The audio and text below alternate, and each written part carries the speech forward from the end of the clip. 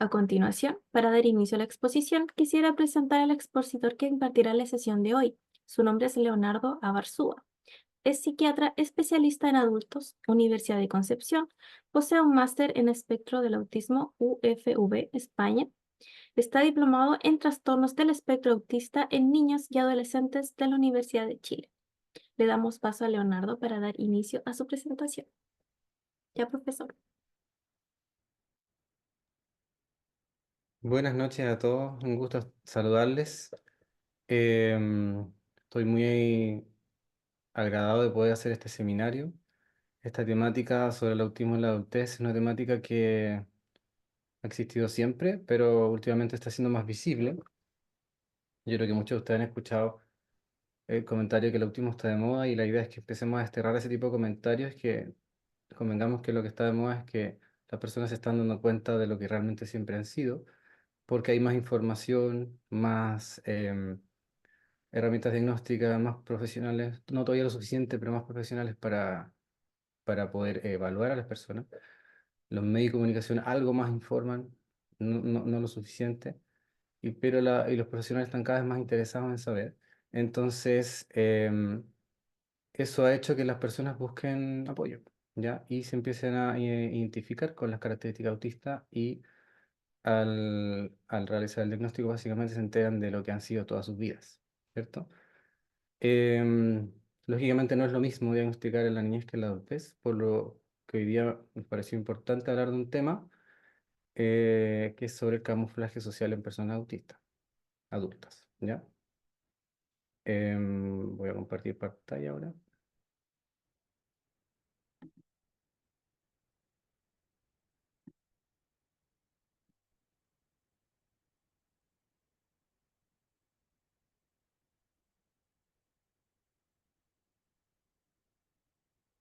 ¿Se ve bien la presentación? Ya. Sí, profesor, se ve bien. Bueno, como dijo la presentadora, el nombre de la presentación de hoy, del seminario de hoy, es el camuflaje social en personas autistas adultas y sus implicancias en su vida de salud mental. Esto en base a, bueno, algo que me ha tocado ver mucho en personas autistas adultas que evalúo a diario y también en la tesis que tuve que hacer en el máster que se trató sobre este tema, por lo cual pude hacer una revisión que me permite conocer más detalles. Em, bueno, ¿qué es camuflar como definición lingüística primero? A todos quizás cuando hablamos de camuflaje se nos viene a la mente imágenes de militares o un camaleón. Y lingüísticamente, en base a la Real Academia Española, significa disimular dando algo aspecto de otra cosa, ¿ya? Ese es toda la definición. Y como sinónimo existen el disimular, encubrir, ocultar, disfrazar, enmascarar, simular, aparentar, camuflajear, etc. Los antónimos pueden ser descubrir, revelar o desvelar. ¿Qué significa el camuflaje como conducta humana? ¿Ya? Es una estrategia universal de afrontamiento social, no es algo que ocurre solo en personas autistas, em, y ocurre en respuesta en general a conductas de la sociedad, em, de opresión social, o cuando la persona percibe que tiene desafíos sociales, o percibe menor autoestima o menor aceptación. Y esto suele ocurrir en personas que soportan o perciben estigma, incluyendo grupos marginados, diversidades sexuales, de género, etnias, personas migrantes y también personas con diagnóstico de salud mental. Y en eso incluimos también personas neurodivergentes. Pero un ejemplo que no tenga que ver con esto, con las personas neurodivergentes, por ejemplo, tenemos la supresión, o sea, que una persona cuando vaya al trabajo, quizás a todos nos ha pasado que de repente estamos tristes y decidimos no mostrar esas emociones en público para que no nos pregunten qué pasa, para que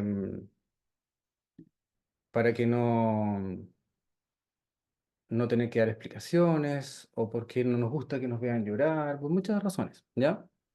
Una diferencia importante es que en las personas autistas este tipo de conducta o de estrategia sería más persistente y es forzado, menos efectivo en el sentido que por más que realicen camuflaje, la persona puede dar a conocer su característica autista y percibir igual a veces las conductas de rechazo que pretenden habitualmente evitar.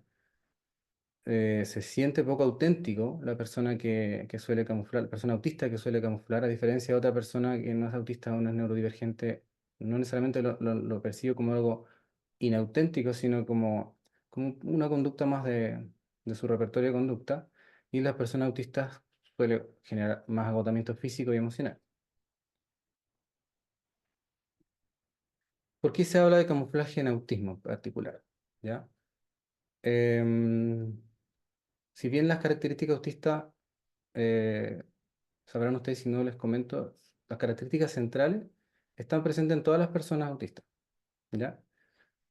Es difícil decir si hay un autismo, más autismo, esos son conceptos como en evaluación, pero, mm, pero las características centrales autistas están en todos, ¿ya? Independiente de la edad, del género, de la religión, cultura, etnia, etcétera, ¿ya? Sin embargo, hay diferencias sustanciales en cómo se presenta clínicamente, cómo se observa, cómo se expresa, cómo manifiesta. Ocupo varios sinónimos para poder dar esa idea. Em, lo que quiero expresar es que básicamente lo que observamos de la persona autista como comportamiento no necesariamente es igual en todas las personas, pese a que lo que justifica ese comportamiento, o sea, sus características autistas son iguales en todos, pero no todos se ven igual. Y por eso es que siempre se dice que cuando conoces a una persona autista, solo conoces a una persona autista, no conoces a todas. Y hay diferencia entonces en la presentación y también en cómo evoluciona clínicamente cada una de esas personas autistas adultas, ¿ya? Por eso la fotito de los caminos. ¿Y por qué se habla? Bueno, siguiendo con la pregunta de por qué se habla de camuflaje en autismo, las personas con detección o que se diagnostican o detectan y reciben intervenciones desde la infancia, sobre todo desde la primera infancia, em, tienden a disminuir sus desafíos y sentirse más cómodos con su funcionamiento social, ¿ya? Em, doy el dato que cuando obtuve esta información de un paper decía que esas personas tienden a disminuir sus déficits y sentir y mejorar su funcionamiento social. Yo cambié todos esos verbos y algunas palabras porque me parece que también en esta instancia tenemos que comenzar a cambiar el lenguaje hacia un lenguaje em, más realista y menos capacitista hacia las personas autistas. Diciendo lo mismo, diciendo lo que corresponde realmente, pero sin estigmatizar. Quienes son ya diagnosticados o se detecta el autismo en etapas más avanzadas, a propósito de diagnóstico tardío, en el fondo se habla de que es después de los 7 años, pero en este caso me estoy refiriendo a los que se diagnostican ya más en la adultez. Suelen pasar inadvertidos por muchos años, ¿ya? En sus características autistas, y para ellos mismos incluso, porque obviamente ellos no saben, pueden sentir que hay una diferencia, se sienten extraños, diferentes, que no encajan, se suelen como asumir o resignar a asumir algunas etiquetas que después se dan cuenta que no le corresponden, como que son personas frías, falsas, crueles, poco empáticas, etcétera. Em, pero lo atribuyen a que esa es su forma de ser y el diagnóstico pasa inadvertido. Y debido a la falta de apoyo que puede esto generar y a la presión continua social por ajustarse a la forma neurotípica o no autista de comunicación, las personas autistas pueden empezar a desarrollar muchas estrategias de afrontamiento, ¿ya? Em, y esas estrategias van a depender de muchos factores, ¿ya? Del entorno familiar, de si hubo algún apoyo, aunque no haya habido un diagnóstico, a veces igual hay apoyos, em, de la edad, del lenguaje, del nivel intelectual, etcétera. Y una de esas es el camuflaje social, que en adelante voy a también denominarlo camuflaje para evitar decirlo de manera muy extensa. Eh, si bien dije que lo que era el camuflaje como definición lingüística, aquí voy a mencionar qué es lo que es el camuflaje en personas autistas, ¿ya? no existe una operacionalización unificada del concepto. Eso es bueno que lo tengamos claro, porque se ha hablado cada vez más de camuflaje, sobre todo a nivel de redes sociales y a nivel de redes de personas que quieren compartir este tema. Y también a nivel de seminarios o conferencias, etcétera. Y por supuesto que también ha empezado a ser un tema más recurrente a nivel de estudios de investigación. Y si algo podemos concluir es que no existe una operacionalización unificada del concepto. O sea, nadie podría decir esto es el camuflaje y que otra persona diga otra cosa y poder eh, invalidar su argumento. Pero se suele entender como el uso de conductas específicas y estrategias cognitivas que pueden ser conscientes e inconscientes que las personas autistas despliegan para hacer menos visibles sus dificultades sociales, para aparentar ser menos llamativos ante otros en respecto a sus características autistas, aunque no sepan que son características autistas, pero aquellas características que van percibiendo que generan rechazo o crítica de los demás. Y esto los podría llevar a desenvolverse mejor en un mundo no autista. Eso es la definición más consensuada. Pero ustedes van a buscar muchas y si ustedes tienen otra, también las podemos validar. ¿Qué aspectos relevantes tiene el camuflaje en personas autistas? Bueno, puede ir desde, así que a modo general, puede ir desde conductas simples como forzar el contacto visual, a pesar de la incomodidad que le puede generar a la persona, hasta formas más complejas como adoptar un modelo completo de otra persona, incluyendo sus movimientos, sus gestos, su tono de voz, su vestimenta, etcétera. ¿Ya? La motivación y la conciencia, la motivación para hacerlo y la conciencia de que se está haciendo es variable, ¿ya? Pero es muy frecuente que se perciba como una obligación, ¿ya? No como algo que fluye o que se sienta tan auténtico. Requiere un esfuerzo constante y elaborado para desplegar estrategias alternativas. Em, y el hecho que sea elaborado hace investigar si es que qué funciones ejecutivas están participando en su desarrollo.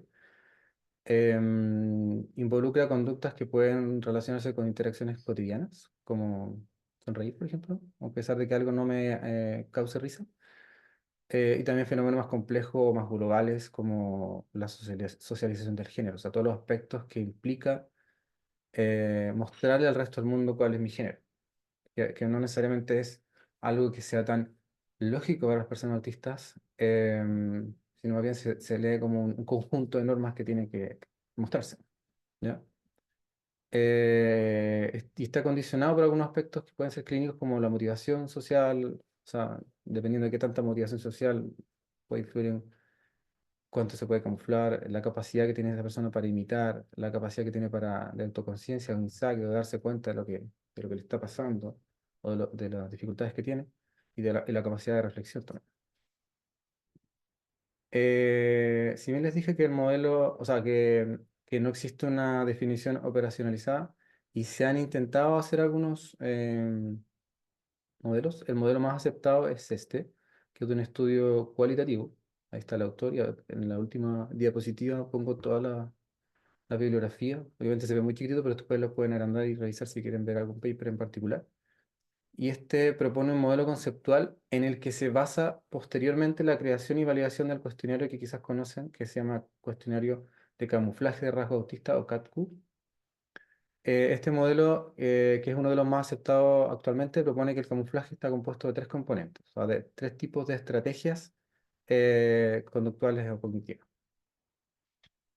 La primera estrategia se llama compensación, ¿ya?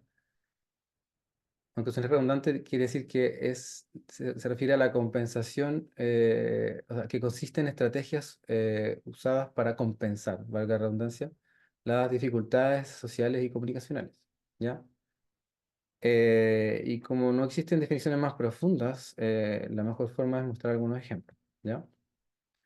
Por ejemplo, aprender claves sociales de la televisión, películas o libros. La persona mira una película y eh, observan formas de hablar, de gestualizar, de mirar, de cambiar los tonos de voz. Cuando no perciben que les cuesta ser más, que les salga más natural ese aspecto, Y primero, aprenderlo, ¿ya? Segundo, usar las herramientas aprendidas de los medios, en la interacción, ¿ya? Em, Mirar a otros, a otras personas, o sea, observar el comportamiento de otras personas para entender herramientas sociales, ¿ya? Que muchas veces las personas empiezan a hacerlo cuando no tienen diagnóstico temprano, sin saber por qué lo están haciendo, y muchas veces piensan que todo el mundo lo hace y después se dan cuenta que no. Em, También el uso de herramientas sociales aprendidas mirando, o sea, mirar a los otros, igual que lo que pasa en las películas, mirar el comportamiento de otros y sus herramientas sociales y usar esas herramientas sociales aprendidas que han mirado, ¿no?, en las interacciones de otros.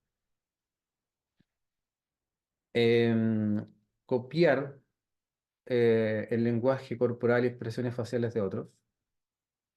También incluye estrategias como repetir las frases, incluso la prosodia de otros. La prosodia es como los cambios en la en la entonación de la voz, que en el fondo reflejan aspectos emocionales, ¿ya? Si me enojo, levo la voz; si me entristezco, bajo la voz. Ese tipo de cambios, ¿ya? Que en las personas autistas suele, no siempre, ser diferente, ¿ya? Va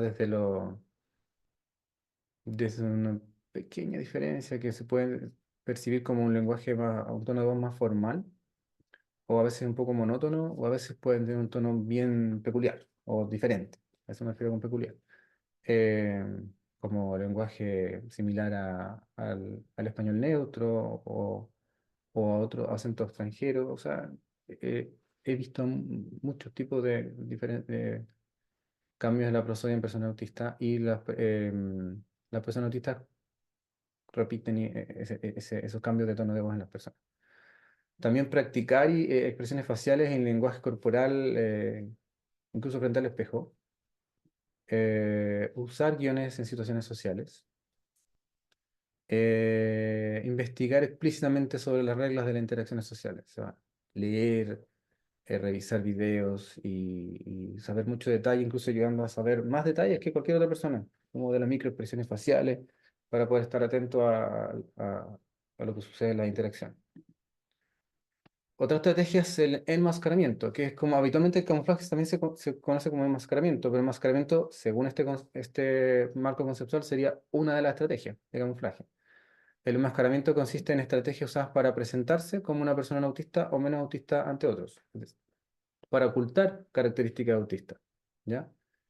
Ejemplos tenemos: vigilar y ajustar la cara y el cuerpo para parecer relajado, ¿ya? O sea, me fijo, me miro y trato si veo que estoy moviendo mucho manos, si mi cara refleja algo, modular eso para que aparentar estar más relajado, aunque no lo esté. Vigilar y ajustar la cara y cuerpo para parecer interesado. Em, Forzar el contacto visual, aunque me incomode, porque me han dicho que es una señal de respeto, atención o confianza, aunque a mí no me haga sentido. Aparentar contacto visual mirando el entrecejo u otra parte de la cara.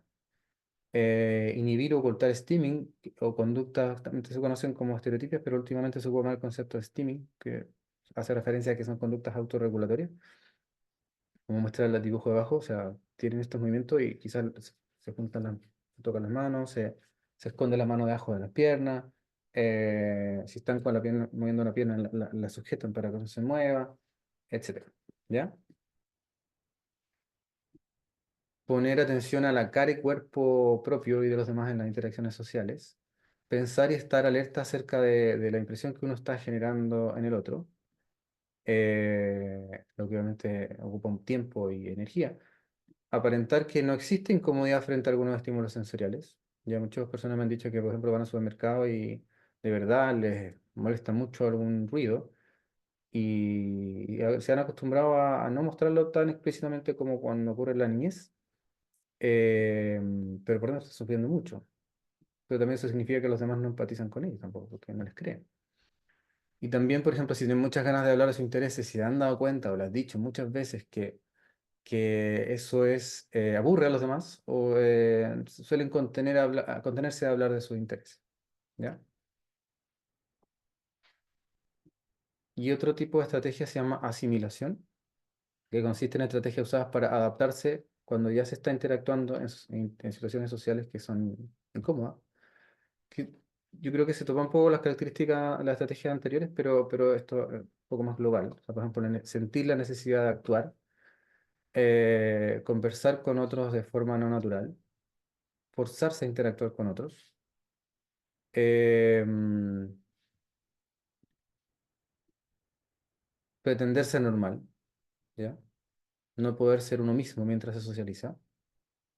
También, porque los cuatro que dije son como más o menos similares, pero también, por ejemplo, evitar la interacción con otros en situaciones sociales. O sea, si de repente estoy en un lugar y no me sentí bien, me voy, ¿ya? O hago todo para evitar esa interacción. Pues también se considera como un tipo de estrategia de asimilación. O también necesitar el apoyo de otros para socializar, como buscar el respaldo de alguien que me acompañe para que esa persona haga de puente con las demás personas y me presente o haga todos los ritos de saludo, o me diga qué hacer, etcétera. Sepan disculpar si ocupo imágenes de memes o de GIF, porque en el fondo he notado que muchas personas de lo que se suele llamar comunidad autista han publicado mucho este contenido y yo creo que ha sido bastante útil. Em, Parece. Ahí sí. ¿Cómo evaluarlo? No es el foco del seminario hablar de cómo se evalúa, pero igual menciono que en investigación se evalúa tanto cualitativamente como cuantitativamente. Cualitativamente, en el fondo, que fueron los primeros estudios que se realizaron para poder saber qué era el camuflaje, cuando se empezaron a dar cuenta que existía, que es como preguntar a las personas cómo son sus experiencias de camuflaje, incluso antes de que tuviera como concepto. ¿Ya? Y cuantitativamente, que en el fondo significa medir, ¿ya? Las conductas o el grado de camuflaje de cada persona, y ahí se han ocupado algunas estrategias, algunos métodos como que se llama discrepancia interna y externa, o la diferencia entre la cognición autista o lo que está pasándole por dentro de la persona y la conducta que muestra, ¿ya?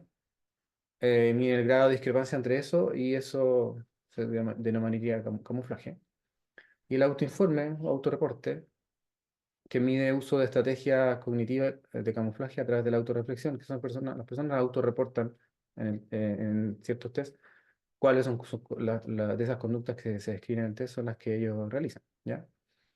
Y dentro de eso está el más conocido, el CAT-Q.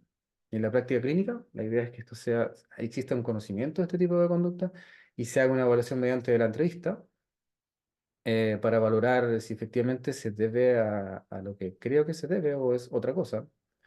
Y también el CATCO, ¿ya? Que es, como dije, una prueba aplicada, breve y fácil de después de tabular su puntaje.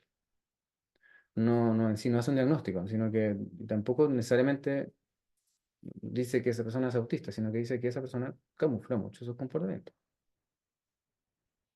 Em, Aquí voy a mencionar cómo se correlacionan algunos aspectos con el camuflaje, ¿ya? Por ejemplo, la edad y la edad del diagnóstico. Y quiero dejar claro que no voy a expresar específicamente mi opinión acá, porque mi opinión no sé si sea lo más irrelevante, porque mi opinión en base a los casos que yo veo, y lo importante aquí es como dar conceptos que puedan ser más globales, y por eso voy a hablar de la evidencia científica, que convengamos que la evidencia científica no implica que sea la verdad, sino que significa que qué temas se han estudiado y que se ha podido concluir medianamente con una confianza razonable que lo que se está concluyendo es reproducible o comunicable y que pudiera llegar en algún momento a ser una verdad, ¿ya? Y eso implica que si algunas cosas ustedes esperaban que pasaba o que se relacionaban con el camuflaje y descubren ahora que no, es porque los estudios no lo han demostrado, pero puede ser por muchos factores, que pueden tener que ver con la metodología de los estudios o con la población, etcétera, con muchas cosas. Respecto a la edad, suele surgir la pregunta si el camuflaje varía o no con la edad, ¿ya? Y también si la edad en que se realiza el diagnóstico predice o no la presencia de más o menos conductas de camuflaje. Teóricamente, al menos, se tiende a plantear que las personas diagnosticadas o detectadas en la infancia podrían haber tenido más tiempo para desarrollar una identidad autista más fuerte o una identificación autista más fuerte o mayor y sintiendo, disculpe la falta de ortografía que veo ahí, sintiendo menos presión a ajustarse a estándares sociales no autistas mediante el camuflaje, ¿ya? En teoría, pero eso obviamente es muy variable porque depende de muchos factores, como dije antes. Los estudios no son concluyentes ni tampoco concuerdan los resultados entre uno y otro, pero según una revisión que a mi juicio y de otros es como una de las más importantes sobre el tema, varios estudios no encontraron diferencias en las conductas de camuflaje según la edad o la edad que se realizó el diagnóstico. Sin embargo, en otros se ha visto que a una mayor edad en sí misma, la persona se asociaría a menos conductas de camuflaje. O sea, como entre más edad tenga, tendría camuflaje menos. No se sabe por qué eso. Eh,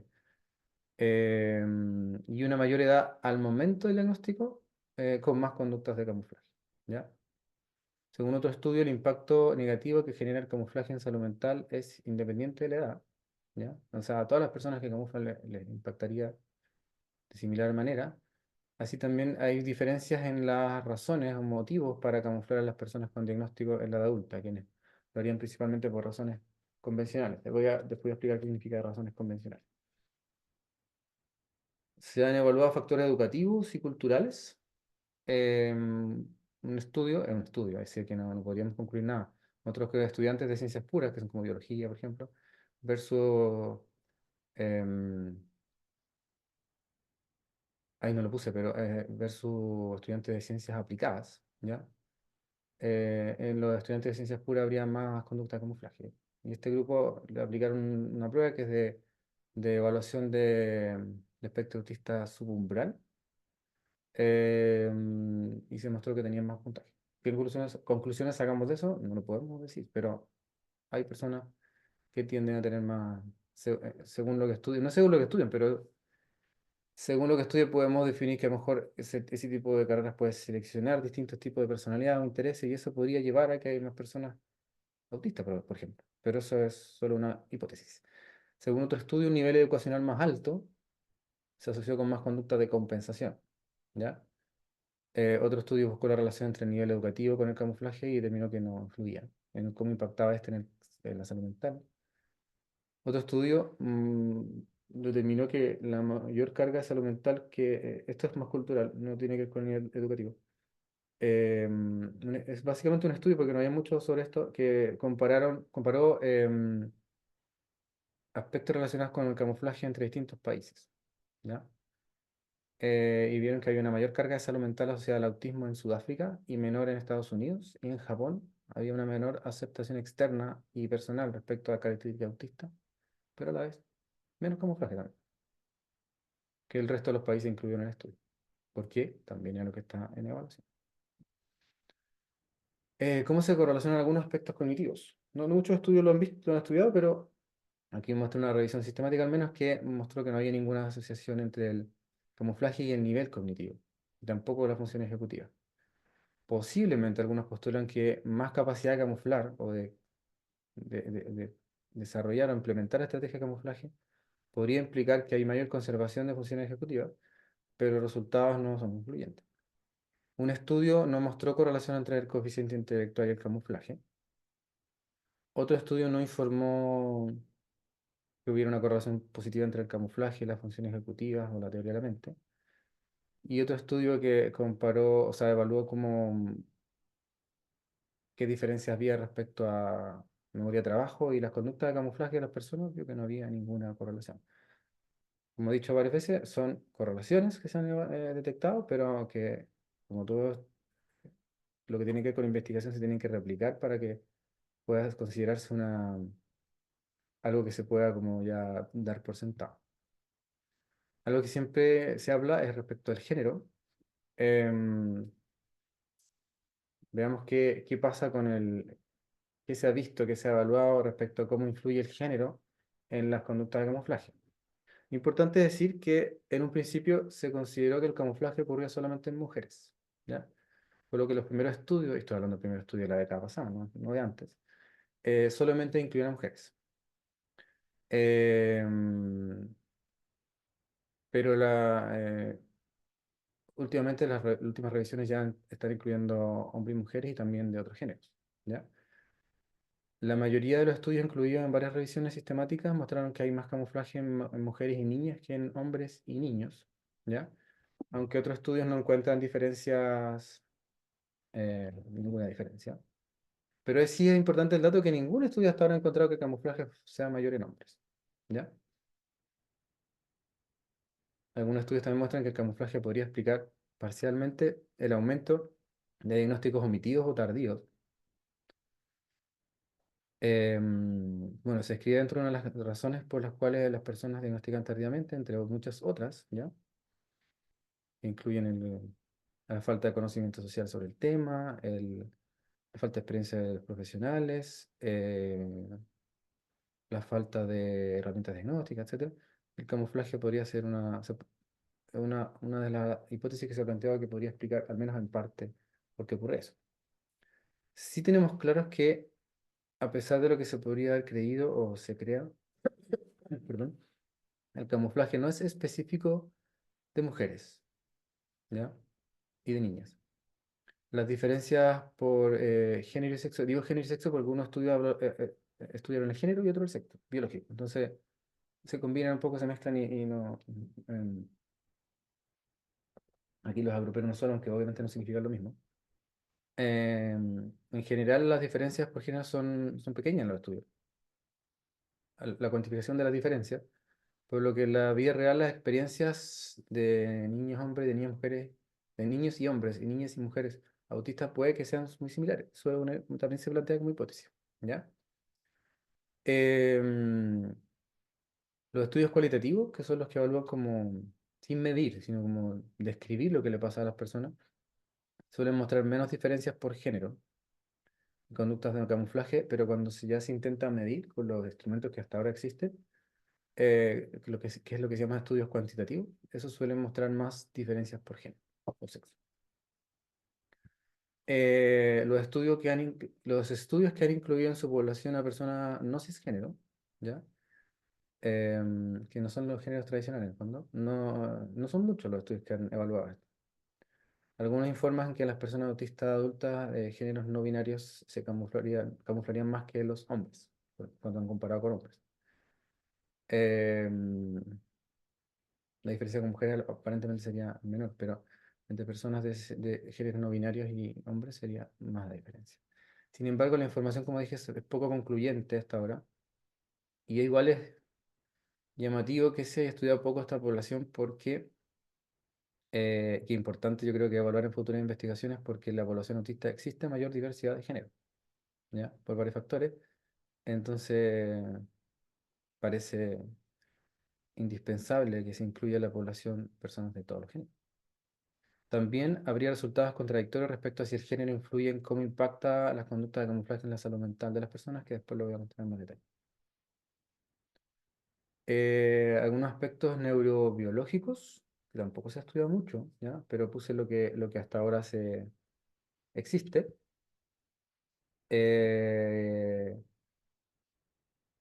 los hallazgos que hasta ahora se han encontrado son pocos, como dije, pero hay pocos estudios que reportan que hay algunos hallazgos neuroatómicos relacionados, ¿ya? No podemos decir que son categóricos, pero existen algunos hallazgos. Por ejemplo, la activación de la región frontal ventromedial y un menor volumen del lóbulo temporal medial y cerebelo están asociados a mayor camuflaje, ¿ya? Hay un estudio que evaluó las diferencias por género entre hombres y mujeres, sobre todo, em, evaluando la mentalización y otras conductas, y también qué pasaba con las áreas que se encargaban de esas funciones durante el camuflaje. Y vieron que al menos había mayor camuflaje en mujeres y que eso también se relacionó con que había una mayor respuesta a la autorrepresentación en la corteza prefrontal ventromedial, lo que no ocurría en los hombres. O sea, este es un estudio que podría mostrar que hay diferencias por género y que para planteando como hipótesis de por qué hasta ahora las mujeres camuflan más, pero es una hipótesis, porque también puede haber factores sociales, sesgos de género, etcétera.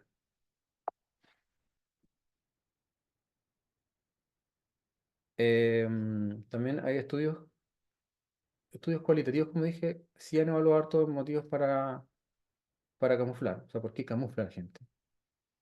Cuando dicen de forma personal, yo camuflo por esto o yo hago esto por esto, ahí hay más información. Y algunas de las motivaciones que más se reportan es que para encajar en un mundo neurotípico, para evitar el bullying, tanto escolar como otros niveles que tienen otros nombres actualmente, pero las conductas de hostigamiento, básicamente, y también represalia en general y evitar el estigma, ¿ya? Además, buscar acceder a un mundo social, al mundo social, a oportunidades sociales, o sea, aumentar la cantidad de oportunidades sociales. Porque algo importante de las personas autistas es que además de que es desafiante para ellos la comunicación y la interacción, además ven reducidas sus oportunidades sociales por grados diferentes de interés propio, pero también por conductas de rechazo que lo obligan a veces a aislarse y al tener más oportunidades sociales obviamente podrían hacer que estas características fueran menos desafiantes, pero al tener reducidas sus oportunidades sociales eso acrecienta la diferencia. También han reportado que es para hacer amigos que hacen camuflaje, para sentirse aceptado o ser aceptado por otros, para mantener seguridad y construir resiliencia. Y podríamos decir, porque algunos estudios hablan de qué ventajas puede tener el camuflaje, en realidad algunos muestran que sí ayuda a las personas a tener amigos, a conseguir trabajo, a sentirse menos rechazados y más integrados, pero igual suele ser a un costo alto en bienestar y salud mental, que es lo que vamos a hablar al final. Em, y a nivel cuantitativo, cuando se trata de medir, em, hay menos estudios, pero un estudio reveló que las mujeres lo utilizan con un propósito más convencional o funcional, como por ejemplo en el lugar de trabajo o educacional, y que los hombres camuflarían más para sentirse más cómodos en las interacciones sociales, ¿ya? Pese a que hombres y mujeres ocupan una estrategia de camuflaje en ambos tipos de contextos, solo que aquí se ha visto que hay una diferencia por género. Y las personas, como dije antes, diagnosticadas en la edad adulta suelen reportar más razones convencionales que relacionales. O sea, más camuflaje para desempeñarse con menos desafíos en el nivel de trabajo, educación o realización de trámites, por ejemplo, en lugar de cuando quieren interactuar con otros. Si bien, como dije antes, se le podría atribuir algunas ventajas adaptativas al camuflaje, como que de verdad disminuye las conductas de rechazo, se sienten menos rechazados las personas que camuflan, logran mayor integración, em, pero suelen referir muy frecuentemente que es un comportamiento asociado a malestar psicológico. ¿Ya? ¿Qué factores pueden haber subyacentes a por qué la gente camufla y cómo contribuyen en cuánto se camufla? Se ha visto que más rasgos autistas, independiente si existe o no el diagnóstico confirmado, se ha asociado a más conductas de camuflaje, más rasgos autistas medidos, ¿ya? O sea, que las personas en el test puntúen con más rasgos autistas. La evidencia también sugirió que las experiencias de estigma y de no sentirse aceptada por otros podía también asociarse a mayor camuflaje. Varios estudios muestran que mayor percepción de estigma se asocia a más conducta de camuflaje, se repite un poco, pero muestra varios estudios.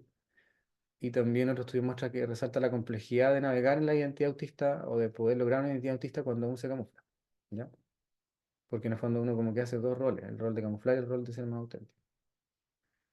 También se ha evaluado qué tanto influye la identificación autista, como el sentirse autista, el saberse autista y sentirse identificado y conforme con eso. Varios estudios relacionarían esto con un perdón, una menor identificación relacionaría con mayor estigma percibido y mayor camuflaje. Y una alta identificación autista asociado, pero no sola, sino asociada a lo que se llama divulgación autista o revelarse abiertamente como autista, pueden estar asociados con una reducción del camuflaje, ¿ya?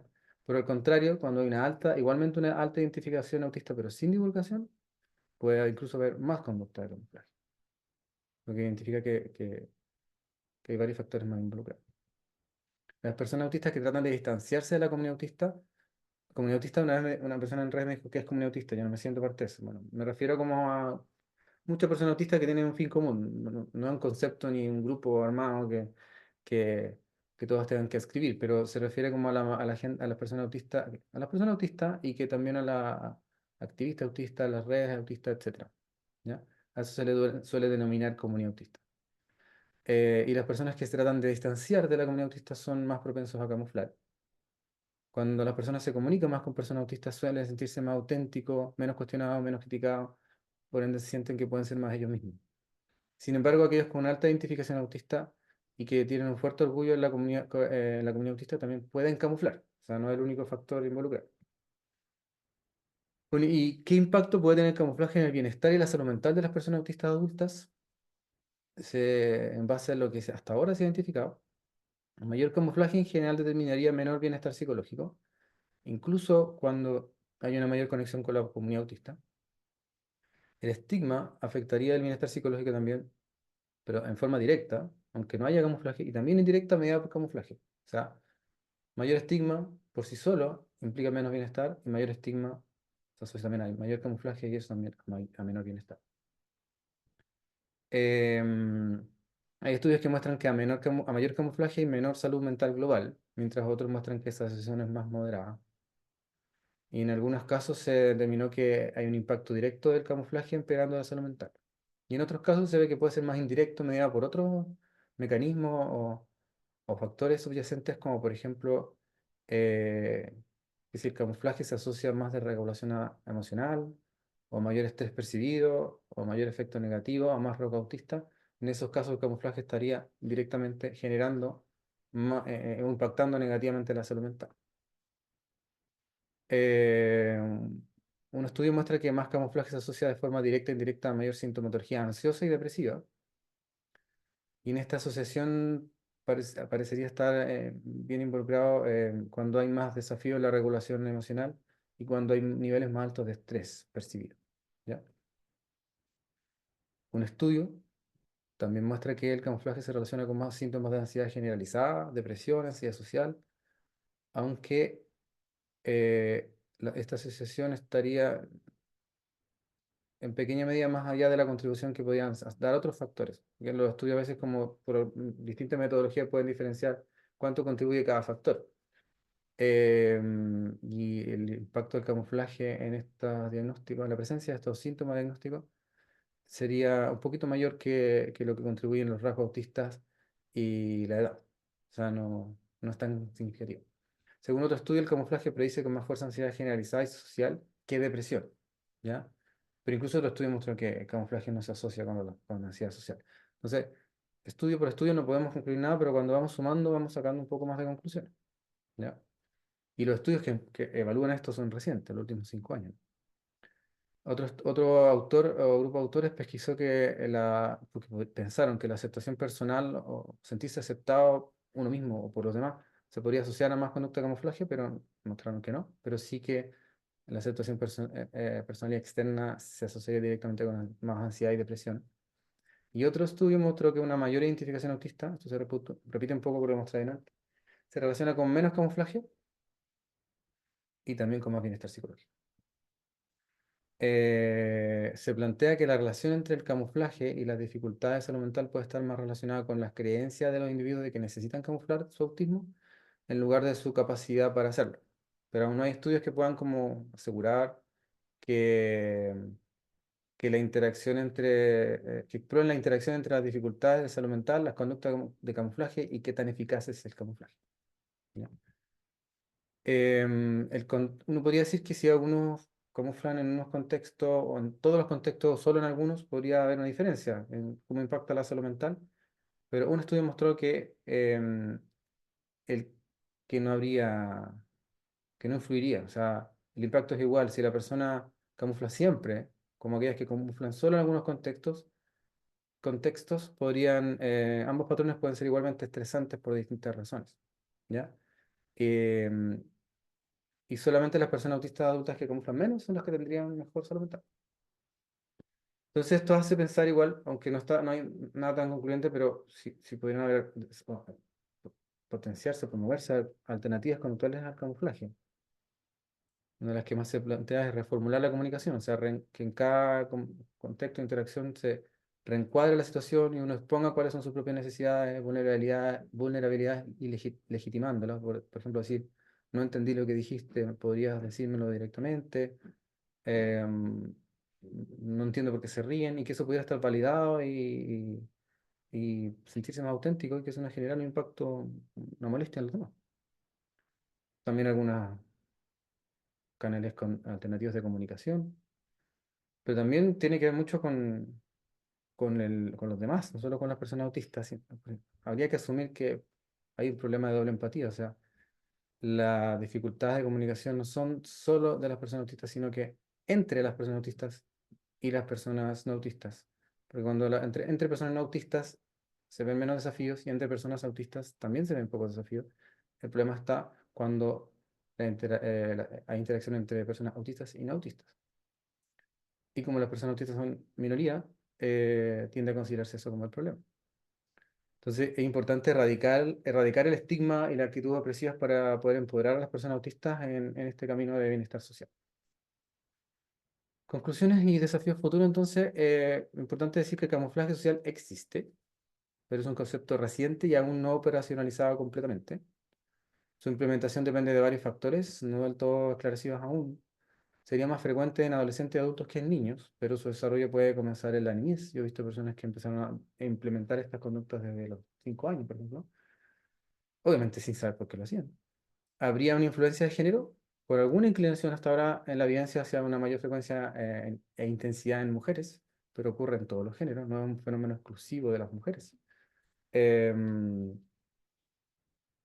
en su desarrollo o en su aparición, cumpliría un rol importante el estigma, el, est- el, el estrés que se percibe, las conductas de rechazo, el diagnóstico tardío, el grado de identificación y la divulgación, entre otros. ¿Ya? La evidencia hasta ahora se inclina a relacionar un mayor camuflaje a peor bienestar y salud mental, pero los hallazgos hasta ahora no son del todo concluyentes. Aún no se puede hacer entonces una relación causal entre camuflaje y dificultades de la salud mental.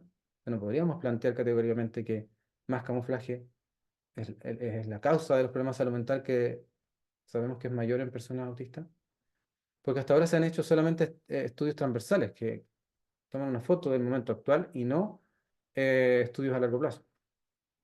Pero como hay una alta tasa de concurrencia de problemas de salud mental en personas autistas, cualquier asociación entre camuflaje y salud mental tiene que ser considerada y debe generar preocupación. Debe ser estudiado.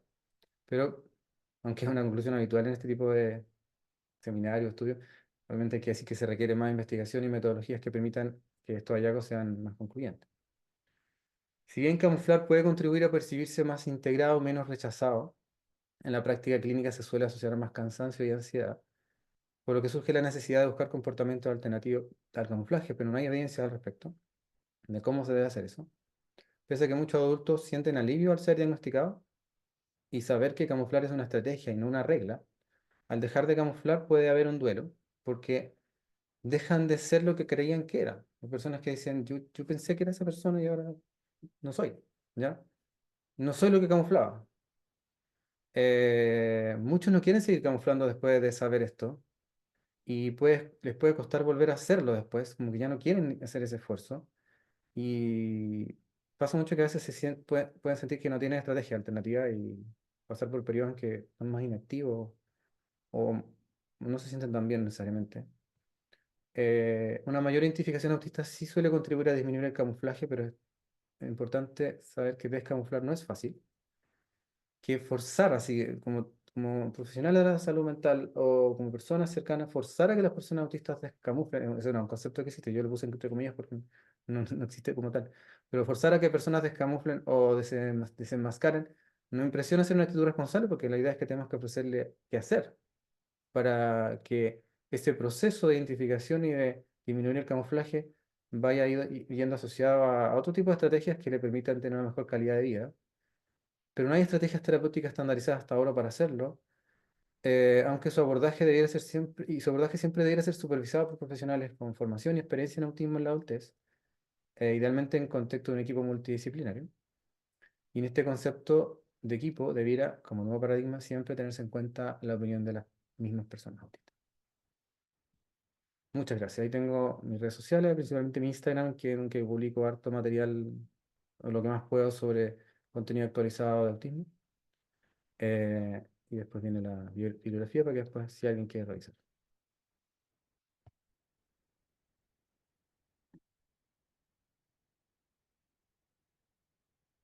Dejo de compartir, ¿cierto? ¿O no?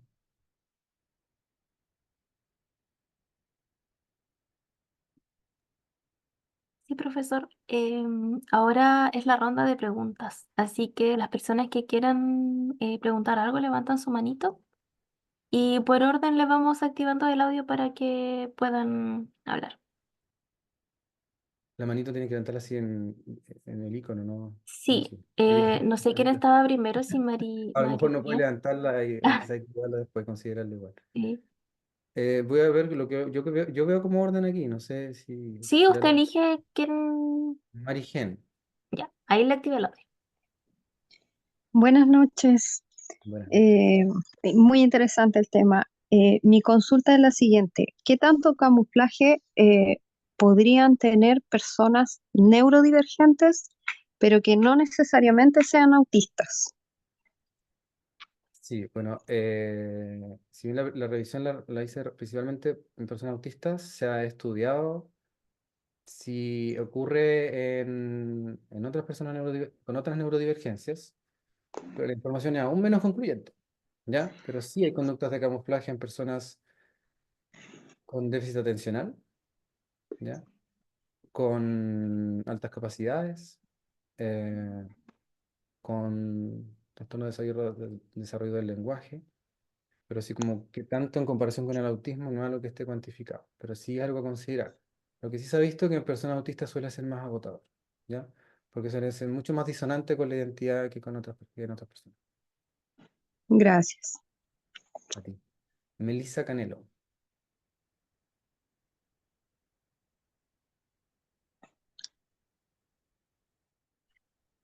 Melissa, Hola, hola. hola Leonardo. Sí, gracias por la presentación. Mi pregunta es, bueno, actualmente se está haciendo como esta transición de ya no decirle TEA y decirle SEA porque precisamente es una condición, porque estas personas ven y están en el mundo de diferente forma. Eh, Dicho eso, me pregunto cómo ayudar a estas personas en terapia, sin caer en el masking o en el enmascaramiento, que era lo que tú mencionabas, eh, y sin caer en esto de que tengan que tratar de adaptarse a la sociedad para que se sientan mejor. Y esto lo digo porque pasa mucho que las personas con SEA vienen a terapia como por habilidades sociales, por querer mejorar las habilidades sociales para poder relacionarse con otros. Entonces, ¿cómo ayudo en esto sin caer en esto de camuflar? Entonces, me es como muy em, Es difícil. difícil. Sí, es difícil, tiene mucho sentido tu pregunta, en un área que sobre todo trabajan los psicólogos, o debieran trabajar los psicólogos, pero como no hay tantos profesionales formados con experiencia, finalmente lo termina siendo quien más sabe. Em, Si se fijan, por ejemplo, en la niñez, muchas de las estrategias incluyen aprender a mirar, hacer guiones sociales, que son como precisamente conductas que ahora se consideran de camuflaje, que quizás no son tan auténticas. Entonces, no podría decirte cuáles son las estrategias, es un tema que todavía estoy indagando y que conversando con los psicólogos sobre todo, pero precisamente promover el masking o el camuflaje en general sería la peor estrategia, ¿ya? Pero tampoco es bueno decirles no lo hagas más o esto es malo, porque y eso vale para cualquier estrategia que la persona haya hecho en su vida, porque son las estrategias que le permitieron avanzar, eh, evolucionar, enfrentar el mundo, y si las invalidamos, pueden sentirse como desnudos a veces. Pero a modo general, cuando psicoeduco a las personas autistas que diagnostico recién, trato siempre de ocupar un lenguaje despatologizante en que no menciono la palabra enfermedad, no menciono que son déficit, y les digo, por ejemplo, si tienen que hacer entrenamiento de habilidades sociales, por ejemplo, el modelo PIRS o algo así, que sea con profesionales que traten de adaptar ese tipo de modelos a una forma más auténtica de comunicar. Como que entiendan que no es que tengan que mejorar sus habilidades sociales, ni disminuir sus problemas sociales, sino que tienen que quizás aprender, si es que deciden hacerlo, que es una opción, a cómo se comunica la mayoría de las personas y decidir si si quieren implementar alguna estrategia, como por ejemplo mirar a los ojos o mirar a la nariz, que sea sabiendo que es una estrategia y no porque su forma de mirar a los ojos esté mal, ¿ya? Pero no hay un estándar, ¿ya? Lamentablemente todavía no lo hay y yo creo que eso es uno de los caminos más importantes que hay que desarrollar pronto, porque me ha tocado mucho ver a personas que se enteraron que camuflaban y después la segunda evaluación después estaban en la cama, acostados, porque no sabían qué hacer, desganados, no tenían, porque ya volver a forzarse le era muy difícil, ¿ya? Así que no podría dar una respuesta tan contundente ahí, pero al menos, al menos todos los que estemos acá, cuando empecemos a psicoeducar a personas autistas, tratemos de ir cambiando ese lenguaje y siempre entender que si hacen o le enseñamos alguna estrategia que sea con conciencia que es una estrategia y no porque están superando un déficit. Ya, muchas gracias. A ti, Joana Tapia.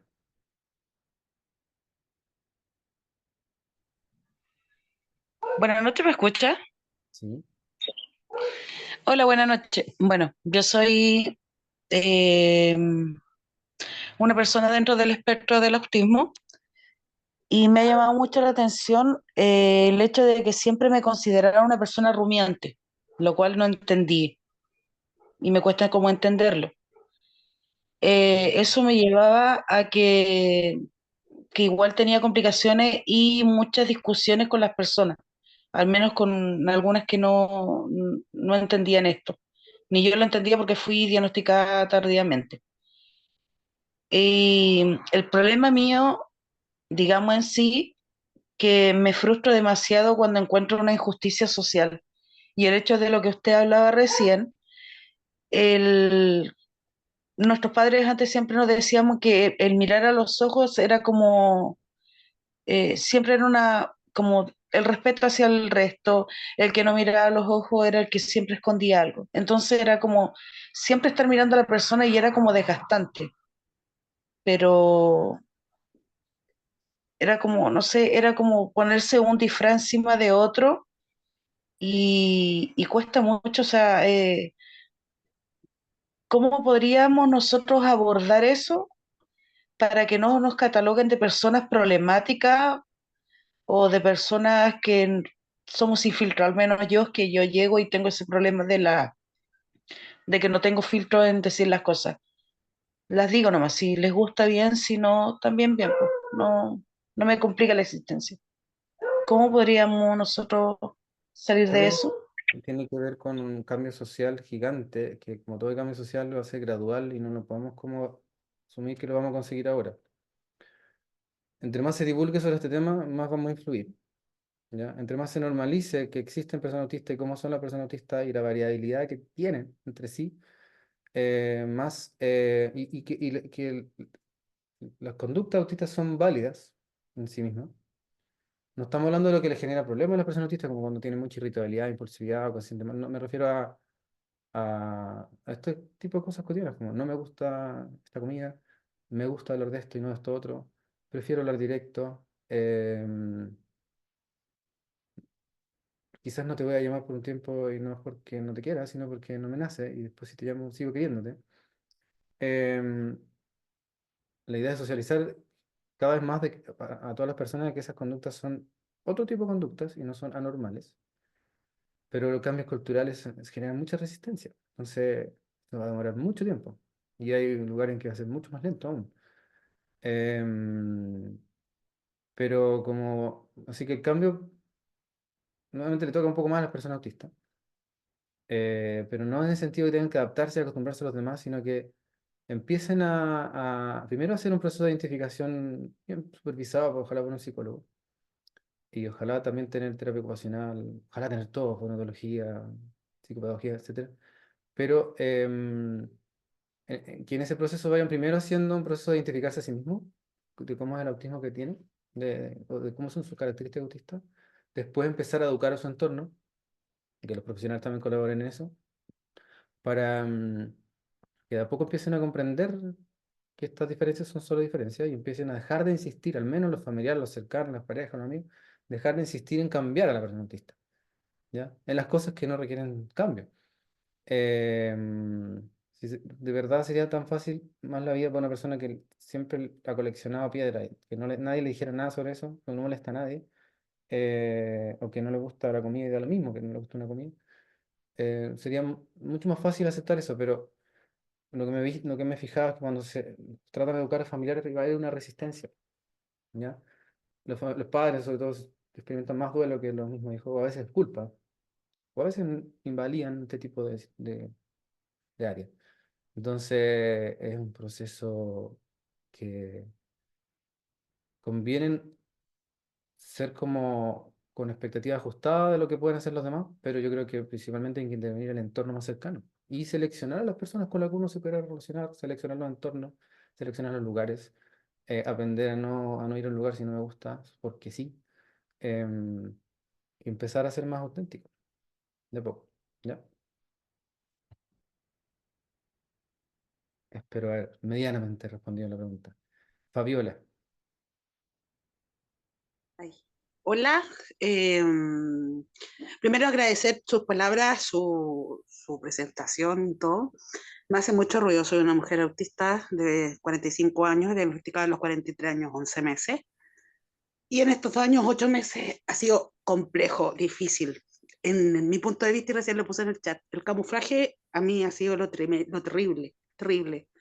Me ha llevado ahora a muchas dificultades, a no poder pararme de la cama, hoy día, por ejemplo, a saber que había una situación estresante por el trabajo que yo tengo, quizás porque iba a haber mucha interacción social, y ya no tengo ganas de camuflar. Y es un proceso que lo hablo con mi psiquiatra, que me he permitido en estos 2 años, 8 meses, ser. Increíble que uno casi a mitad de la vida sea. Entonces, eh, yo cuando usted decía lo de los estudios, que en algún momento puede ser beneficioso, el camuflaje en mi caso fue absolutamente involuntario. Sé que en algún momento uno, para parecer lógica y social, camufla como una estrategia de afrontamiento a sabiendas de, pero cuando recibes un diagnóstico tardío, lo más dicotómico, todo, yo soy profesional en autismo hace años, entonces es muy difícil, y lo hablo, el otro día le decía a mi psiquiatra, pero ¿por qué yo no vi? ¿Por qué yo no me di cuenta? Y era todo efecto del camuflaje, doctor, yo nunca lo creí de esa manera.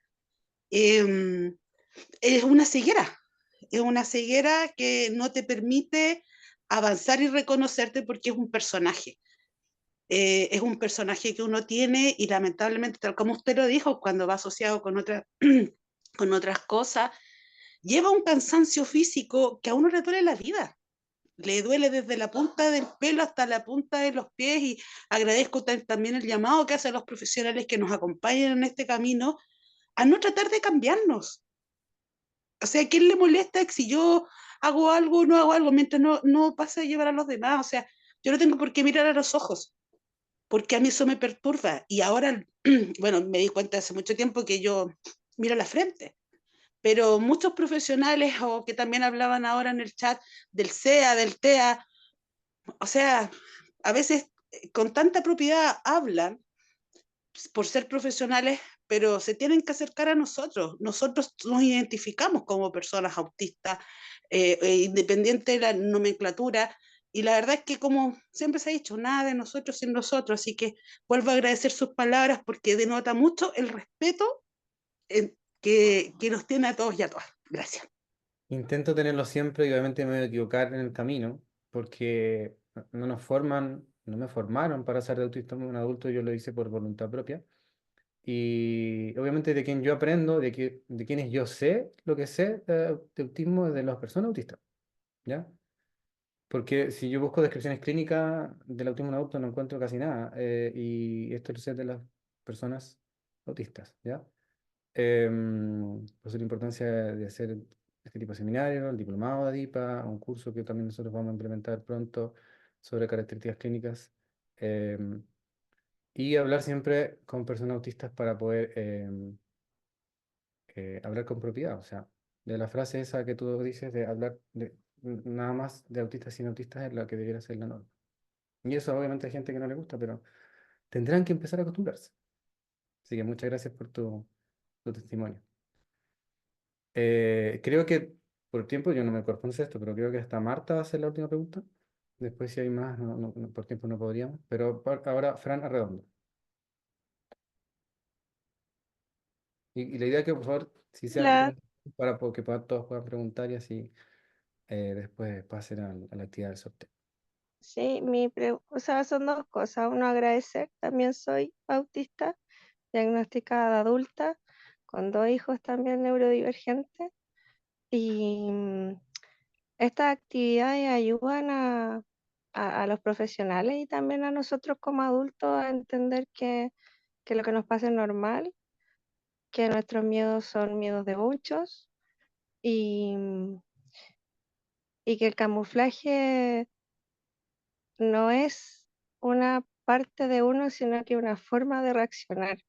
Y eso que usted hablaba de que uno después no sabe quién es y cuál es el personaje, como decía la otra persona, me hace mucho sentido porque efectivamente después uno entiende que es un camuflaje y se queda, entonces, ¿cuál es el siguiente paso? Y lo que yo he trabajado desde que supe el diagnóstico es buscar mi comodidad. Donde yo me siento cómoda, hasta ahí yo paro. Si yo ya me siento incómoda, dejo de hacerlo porque entiendo que me va a hacer mal. Pero me costó llegar a eso.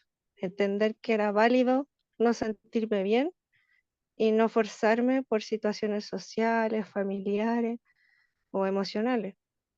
Y eso lo he tratado de trabajar con la psicóloga y prontamente quiero iniciar terapia ocupacional para lo mismo. Pero la habilidad social desde esa perspectiva, de cómo yo pongo mi límite, de donde yo pongo mi comodidad y mi bienestar, y entenderlo y conocerlo, porque hasta eso uno no se conoce. Buscando tanto el camuflaje, uno ya no sabe hasta dónde puede llegar, y ahí uno empieza a sentirse mal. Bueno, es que yo Pero eso es como, les propongo que primero, siempre pongo a las personas que hagan un proceso de identificación personal. Hay personas que ya lo llevan haciendo hace mucho tiempo y otras personas que cuando llegan a la evaluación diagnóstica ni siquiera lo habían pensado, lo hicieron por un tercero. Entonces tiene que hacerle sentido a esto. No se trata solamente de dar un nombre, una etiqueta, sino que le haga sentido. Y ese es el primer paso, identificarse. Y después empezar a ver qué estrategia ir cambiando, si es que hay que cambiar algo, o cómo educar el entorno, etcétera. Pero yo tomo tus palabras como algo fundamental, porque si bien a muchas personas autistas les puede costar reconocer alguna de sus propias emociones, la incomodidad es algo que suele siempre ser reconocible o frecuentemente reconocible. Entonces, independiente si debiera o no debiera hacerme sentir incómodo algo, eso no es lo importante es que si algo me hace sentir incómodo, siempre tenemos que hacer caso a eso. Y si no sabemos por qué, al menos tratar de indagar por qué me hizo sentir incómodo eso y, y hacer caso. Después podemos analizar qué me pasó, pero escuchar esa sensación. ¿Ya? Así que muchas gracias por tu testimonio también, Fran. Más ves Laura. Hola, buenas noches. ¿Me escuchás? ¿Sí? Ya. Quería yo eh, primero agradecer la charla, dos contarles eh, o sea, primero preguntarle desde qué edad ese test que usted mencionaba, el CAT-Q, si no me equivoco el nombre, se puede aplicar, se puede comenzar a aplicar, porque usted habla del diagnóstico tardío desde igual temprana edad. Y mi sobrina, por ejemplo, fue diagnosticada hace poco y ella siempre fue tratada como con problemas emocionales, con psicólogos y todos lo derivaban o le decían que era desde una perspectiva del abandono de su papá o por otras situaciones emocionales. Entonces, ahora llegar a este diagnóstico para ella fue calmante, pero también nos dimos cuenta que era por eso muchas situaciones que ella estaba viviendo y estaba pasando ahora en este periodo de la adolescencia, que ahora se marcaron mucho más muchas cosas. Ujú. Entonces, Y también entre esta conversación, este seminario, me estoy dando cuenta que a mí también me pasaron muchas cosas y descubriendo cosas que dije, oye, quizás yo también, yo tengo un hijo diagnosticado también, entonces también nos dijeron que podía ser genético esto porque como que tenemos muchos rasgos, muchos integrantes de la familia. Entonces, por eso preguntarle y cómo poder apoyar, porque en realidad yo me he tratado de involucrar mucho, en conocer mucho por la condición de mi hijo y por eso me he ido dando cuenta de otras personas y de cómo ayudarlos también. Yo soy profesora y me interesa mucho saber cómo apoyar desde ahí también, porque en el aula también uno como que trata de hacer que las diferencias no se noten tanto o que no interfieran con los aprendizajes. Entonces, eso. Muchas No, gracias. o sea, camino que tú describes, como el que pasa frecuentemente. Hay personas que luego de recibir el diagnóstico en sus hijos empiezan a como a sentirse identificados. Y en esas circunstancias cuando buscan apoyo. Em, yo siempre creo que cómo apoyar a tu hijo, a los hijos, dices tú. La idea es como, bueno, como muchas veces los padres no van a saber qué hacer y se van a seguir aferrar a los profesionales, a las intervenciones. La idea es que la intervención es porque no hay intervención propia para cada niño y para cada adulto, sino que hay que adaptar a cada persona las intervenciones. Pero el eje principal es como hacer crecer ese niño después adolescente adulto de una manera lo más auténtica posible, ¿ya? Poder ayudarle a entender que estas cosas significan esto para los demás, pero no decirle que lo que ellos hacen está mal. Em, y respecto al CATQ, entiendo que está validado desde los 16, ¿ya? Pero los estudios igual incluyen niños, ¿ya? Yo no puse aquí estudio niños porque hablé de adultos, pero se han estudiado niños y en esos estudios se ha visto que los niños y niñas, en general, por edad me refiero, camuflan menos, ¿ya? Pero también tiene que ver con maduración cerebral, con que a veces no son tan conscientes de lo que el otro espera, entonces son un poquito más libres y por eso camuflarían menos, pero no está tan estandarizado así como de cuándo camuflan los niños, pero se ha visto que desde muy chico, y yo he visto desde los 5 que, o por lo menos que me han relatado las personas en base a lo que me han descrito, y desde esa edad ya pueden empezar a desarrollar mecanismos, sobre todo personas con menos necesidad de apoyo y mujeres. Gracias, Miguel. Patricia, León. Profesor, por el tiempo, con Patricia terminamos, ya que Ya. no se va a poder los otros, lo siento. Pero pueden los demás, si quieren, si quedaron con la duda, algunas dudas, escribirme a mi Instagram, @Leonardo Barzúa, arroba Leonardo-Abarzúa, y pueden hacerme las preguntas para que no se queden con la duda, ¿ya? Patricia. Hola Leonardo, hola a todos y todas. Yo quisiera agradecer esta instancia de comunicación, de información. Desde mi realidad, quiero contar que empecé a indagar sobre neurodivergencias hasta encontrarme llorando en una de de los seminarios de ADIPA, en donde me vi y supe y comprendí todo, y finalmente este año fui diagnosticada. Tengo esa condición, tengo la condición de autista, y en mi experiencia ha sido, me quiero muchísimo, me entiendo tanto, ahora todo me calza en la vida, me permito, me gusta, y eso quería compartirlo porque eh, qué bueno que lo pude saber, qué bueno que esto me acompaña y qué bueno que llegué hasta aquí, porque el camuflaje, como dices tú, es una estrategia que también nos ha permitido sobrevivir, ¿cierto? Somos el resultado de muchas sobrevivencias en el fondo. Y estas herramientas nosotros las hemos generado. El camuflaje también es parte de nosotros. Eso es lo que yo siento y yo lo quería comentar desde mi experiencia. Yo eh, empecé este camino desde el aprendizaje porque estaba era encargada de inclusión en mi unidad educativa y desde cero a todo. O sea, y te juro que inclusive mis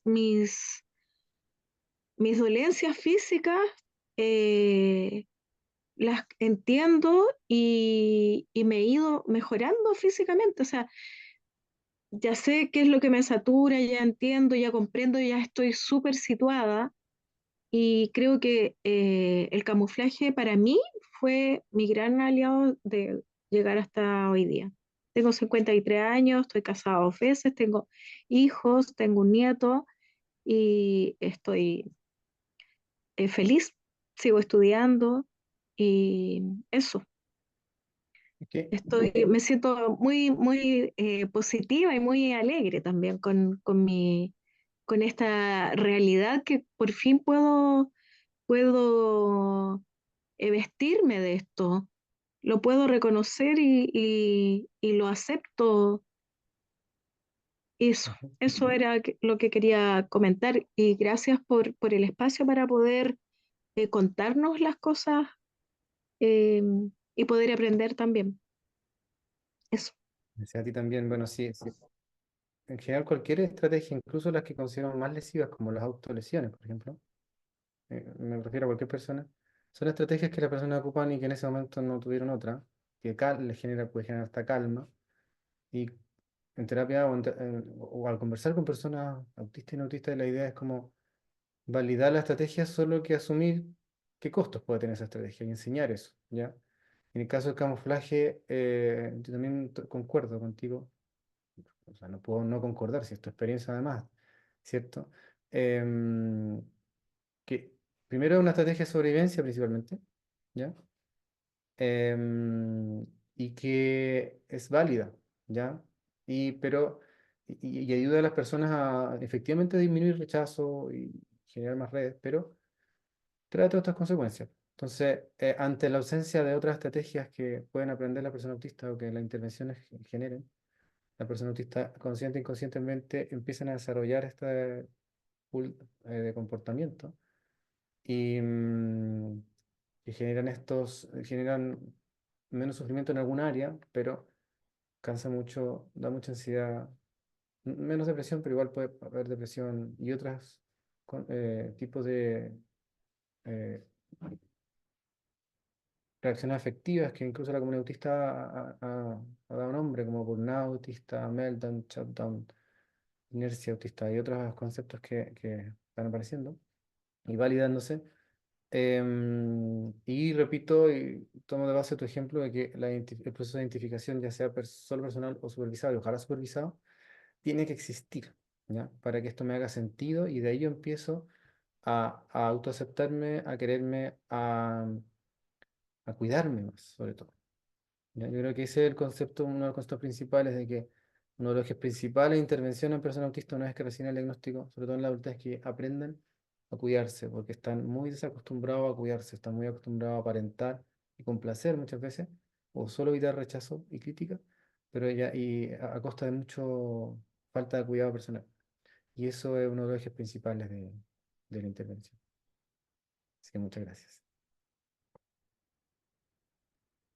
Ya, profesor, ahora sí. Más que nada, muchas gracias también a usted por su presentación. Y también, Leonardo, le doy la palabra para que deje invitados a los participantes al programa. Bueno, sí, en junio, 4 de junio empieza el diplomado de manejo interdisciplinario es largo el nombre, no lo sé completo, pero de personas autistas en la adultez, ¿ya? De hecho, voy a estar en la primera clase yo.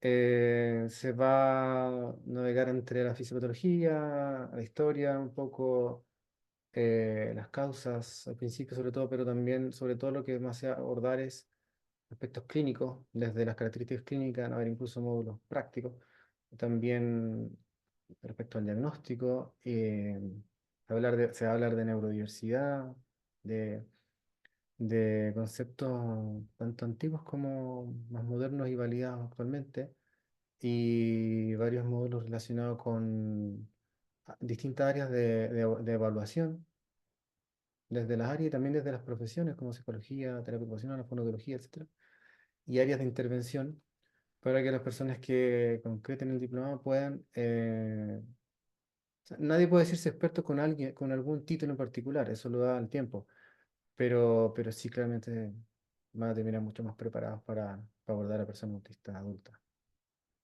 O para autoconocerse si es que las personas que lo toman no son profesionales, pero son personas autistas también, ¿ya? Así que todos invitados a participar. Muchas gracias, profesor.